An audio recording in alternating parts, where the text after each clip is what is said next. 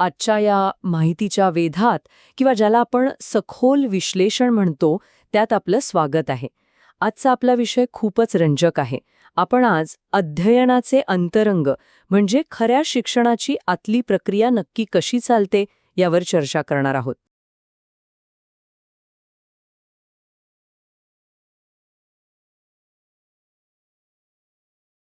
नक्कीच. कारण ही प्रक्रिया जेवढी गुंतागुंतीची वाटते तेवढीच ती वैज्ञानिक आणि रंजकही आहे. हो ना. तर आपण सुरुवात एका अगदी साध्या उदाहरणाने करूया.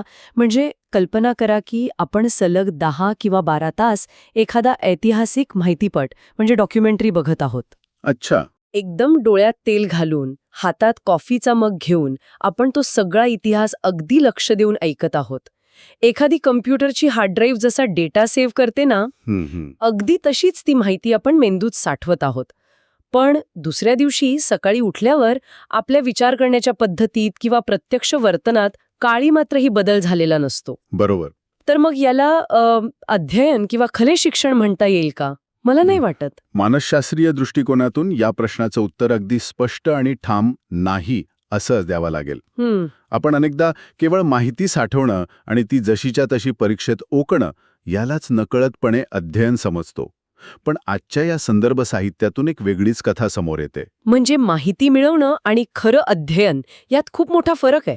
जमीन आसमानाचा फरक आहे. ठीक आहे, आपण हे उलगडून बघूया. इथल्या साहित्यात एक खूप छान रूपक किंवा अॅनॉलॉजी दिली आहे. हो, ती पाण्याच्या थेंबाची. बरोबर. अगदी तीच. फक्त माहिती मिळवणं हे एखाद्या पानावर पडलेल्या पाण्याच्या एका थेंबासारखं आहे. तो थेंब तिथे तात्पुरता असतो, पण तो कधीच त्या पानाचा मूळ भाग बनत नाही. या उलट खरे अध्ययन हे जमिनीत खोलवर मुळं रुजवून वाढणाऱ्या एका झाडासारखं आहे. वा, खूपच समर्पक उदाहरण आहे हे. जर आपण नॉर्मन एल मन किंवा वुडवर्ज आणि क्रो अँड क्रो यांसारख्या दिग्गज विचारवंतांच्या व्याख्या पाहिल्या. अच्छा, यांनी काय सांगितले नक्की? या सर्वांनी एकाच निष्कर्षावर बोट ठेवले. अध्ययन ही केवळ माहिती गोळा करण्याची निष्क्रिय क्रिया अजिबात नाहीये. मग ती काय आहे? ती एक अतिशय सक्रिय प्रक्रिया आहे. म्हणजे नवीन अनुभव आणि त्याला दिलेली जाणीवपूर्वक प्रयत्नांची जोड, यातून जेव्हा मानवी वर्तनात कायमस्वरूपी आणि योग्य बदल घडतो, कायमस्वरूपी बदल, अगदी, तेव्हाच त्याला खरं अध्ययन म्हटलं जातं. जर बदल टिकणारा नसेल तर तो फक्त एक तात्पुरता अनुभव होता, शिक्षण नाही. हे खरोखरच विचार करायला लावणार आहे. म्हणजे आपण जे काही शिकतो त्याचा थेट परिणाम आपल्या वर्तनावर कायमस्वरूपी झाला पाहिजे. होय. पण जर अध्ययन म्हणजे वर्तनातील हा इतका मोठा बदल असेल तर हा बदल नक्कीच एका रात्रीत जादू झाल्यासारखा घडत नसेल. अजिबात नाही. रातोरात काहीच घडत नाही इथे. मग हा प्रवास नेमका कसा होतो? कारण आपण नेहमी पाहतो, एखादी गोष्ट शिकताना आपण सुरुवातीला चुका करतो, धडपडतो आणि मग अचानक डोक्यात एक ट्यूब पेटते, बरोबर? हो. तो आहा मोमेंट किंवा ज्याला आपण मर्म लक्षात येणं म्हणतो, हा टप्पा पण कसा गाठतो? इथे एक अतिशय रंजक गोष्ट समोर येते.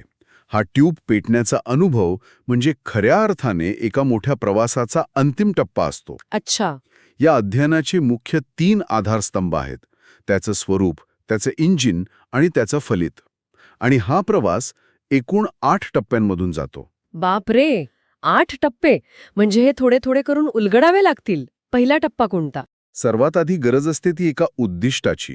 जोपर्यंत आपल्याला गाडी चालून कुठेतरी पोचायचं आहे हे माहीत नसतो, तोपर्यंत शिकण्याला दिशा मिळत नाही. बरोबर.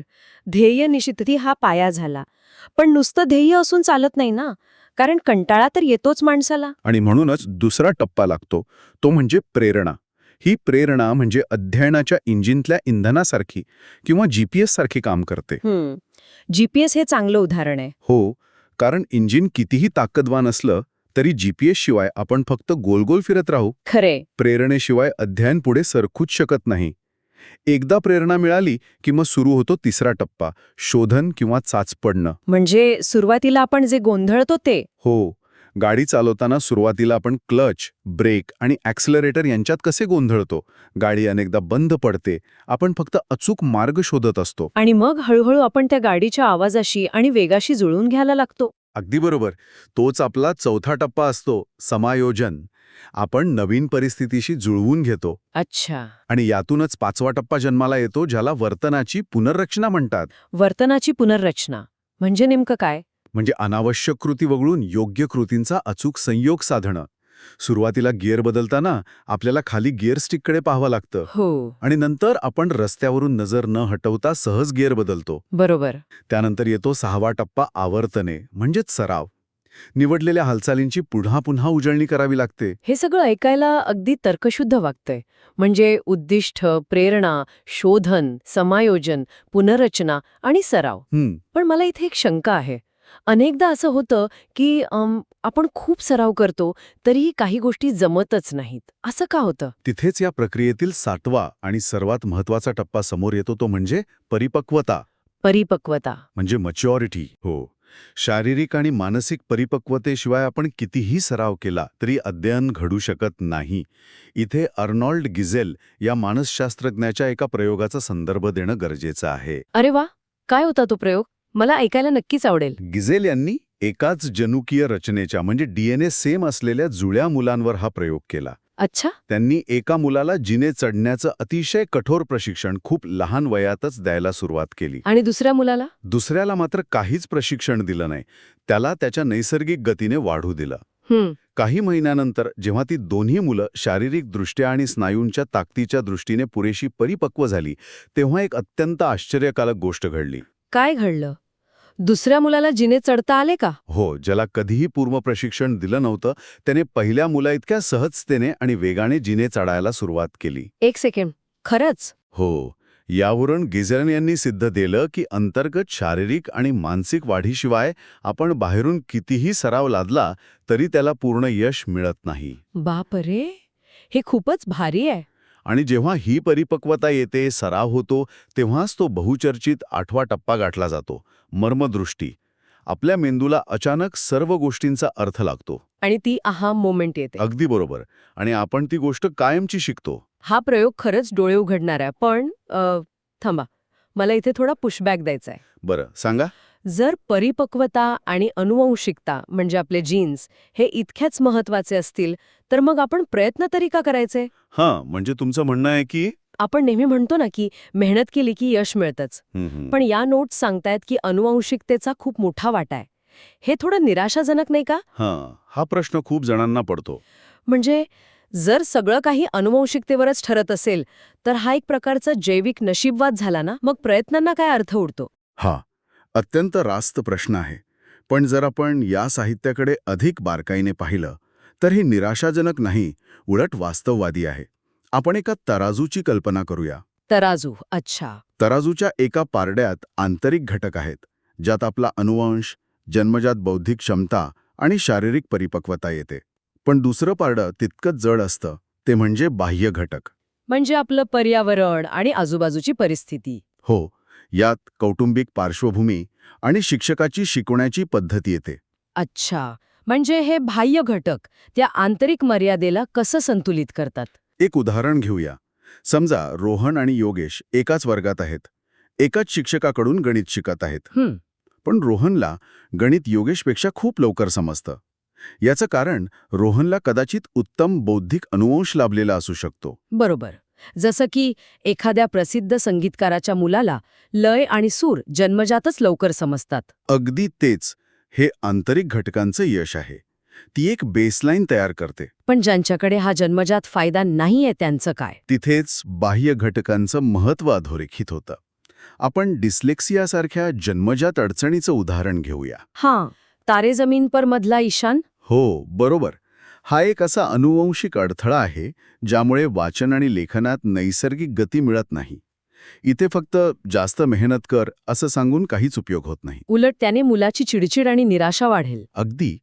पण याच ठिकाणी जर बाह्य घटकांनी म्हणजे शिक्षकांनी योग्य हस्तक्षेप केला, शिकण्याच्या दृश्य आणि श्राव्य अशा वेगळ्या पद्धती उपलब्ध करून दिल्या, तर ते मुलंही अत्यंत यशस्वीपणे अध्ययन करू शकतं. वा, म्हणजे अनुवंशिकता फक्त आपल्याला एक मर्यादा आखून देते. हो, पण त्या मर्यादेत सर्वोच्च शिखर गाठायचं की नाही हे पूर्णपणे आपल्या बाह्य पर्यावरणावर अवलंबून असतं. अगदी तंतोतंत. हे आता खूप स्पष्ट झालं. पण समजा आपला अनुवंश उत्तम आहे आणि आपल्याला मिळालेलं पर्यावरणही सर्वोत्तम आहे, तरीही एक वेळ अशी येतेच जेव्हा सगळं थांबल्यासारखं वाटतं. तुम्ही त्या लर्निंग कर्व बद्दल बोलत आहात. हो. आता आपण एका अत्यंत महत्वाच्या मुद्द्याकडे वळत आहोत. मला हे एका व्हिडिओ गेमच्या उदाहरणासारखं वाटतं. बरं, कसं काय? म्हणजे जेव्हा आपण एखादा नवीन व्हिडिओ गेम खेळायला लागतो, सुरुवातीला आपण वेगाने प्रगती करतो, पटापट लेव्हल्स पार करतो. पण मग एक अशी बॉस लेव्हल येते. आणि तिथे आपण अडकतो. हो, आपण रोज तो गेम खेळतो, सर्व युक्त्या वापरतो, पण कित्येक आठवडे त्या लेव्हलच्या पुढे जाता येत नाही. प्रगती शून्य झाल्यासारखी वाटते. इतकी चिडचिड होते की तो कंट्रोलर फेकून मारावासा वाटतो. अतिशय चपखल रूपक आहे हे. त्या बॉस लेव्हलवर अडकून पडण्यालाच मानसशास्त्राच्या भाषेत पठारावस्था किंवा लर्निंग प्लॅटो असं म्हणतात. पठारावस्था. अच्छा. ही अशी एक स्थिती असते जिथे आपण भरपूर प्रयत्न करत असतो, वेळ खर्च करत असतो, पण प्रगतीचा आलेख पूर्णपणे सपाट झालेला दिसतो. आणि तिथेच माणसाला वाटतं की बस, आता माझ्याकडून हे होणार नाही. हाच सर्वात मोठा गैरसमज आहे. विद्यार्थ्याला वाटतं की माझी प्रगती कायमची थांबली आहे, पण वास्तव हे आहे की पठारावस्था ही अध्ययनातील एक अतिशय नैसर्गिक प्रक्रिया आहे. म्हणजे ती प्रत्येकाच्या वाट्याला येतेच. हो, ती काही तासांपासून ते महिन्यांपर्यंत टिकू शकते. तो प्रगतीचा अंत नसून प्रक्रियेचा एक भाग आहे. पण जर प्रगती थांबलेली नसते तर मग आलेख सपाट का होतो? त्याची प्रत्यक्ष कारणं काय असू शकतात? प्रामुख्याने 2 प्रकारची कारणं असतात. पहिली, आंतरिक कारणं. सतत तेच काम केल्यामुळे आलेला प्रचंड थकवा, कंटाळा किंवा मूळ प्रेरणा कमी होणं. म्हणजे इंधन संपल्यासारखं. अगदी. आणि दुसरी असतात पद्धतशीर कारणं. म्हणजे जेव्हा आपण चुकीच्या सवयींनी एखादी गोष्ट शिकत असतो. अच्छा, म्हणजे आपली पद्धतच चुकीची असते. हो, किंवा कधीकधी अभ्यासाचा एखादा खूप कठीण भाग समोर येतो, तेव्हा जुन्या पद्धती तिथे काम करत नाहीत. हे समजायला सोपं आहे, पण मग याचा अर्थ काय होतो? आपण यातून मार्ग कसा काढायचा? इथेच एका खऱ्या शिक्षकाची आणि त्याने वापरलेल्या उत्प्रेरक चक्राची म्हणजे कॅटलिस्ट सायकलची मदत लागते. उत्प्रेरक चक्र हे कसं काम करतं? याचे 4 महत्वाचे टप्पे आहेत. पहिला टप्पा निरीक्षण करणं. विद्यार्थ्याचा प्रगतीचा वेग का मंदावला आहे हे शिक्षकाने बारकाईने पाहणं गरजेचं असतं. दुसरा टप्पा अतिशय महत्वाचा आहे, निदान करणं. म्हणजे अडथळा आंतरिक आहे की पद्धतशीर हे ओळखणं? हो. पण ते ओळखायचं कसं? एक उदाहरण घेऊ. समजा गणिताचं कठीण समीकरण सोडवताना एक विद्यार्थी सतत चुकात आहे. जर तो डोळे चोळत असेल, जांभ्या देत असेल, तर हे मानसिक थकव्याचं म्हणजे आंतरिक कारणाचं निदान आहे. अच्छा. पण जर तो पूर्ण ऊर्जेने समीकरण सोडवत असेल, मात्र दरवेळी एकाच पायरीवर चुकीच्या सूत्राचा वापर करत असेल, तर हे पद्धतशीर कारणाचं निदान आहे. क्या बात आहे. हे एखाद्या डॉक्टरने आजाराच्या मुळापर्यंत पोचण्यासारखं आहे. अगदी तसंच. आणि एकदा अचूक निदान झालं की मग येतो तिसरा टप्पा, हस्तक्षेप करणं. म्हणजे प्रत्यक्ष ॲक्शन घेणं. हो. जर मानसिक ऊर्जा संपली असेल तर शिक्षकाने त्याला विश्रांती द्यावी, योग्य प्रेरकांचा वापर करून धीर द्यावा.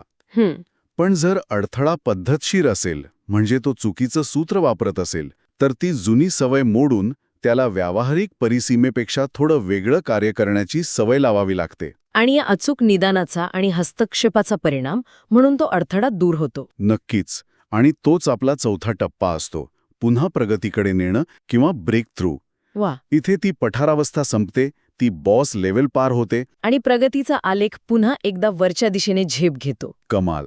सुरुवातीला आपण जे झाडाचं आणि मुळांचं रूपक वापरलं होतं ते इथे किती अचूक बसतं पहा. केवळ पाण्याचा थेंब पानावर पडणं म्हणजे शिक्षण नाही.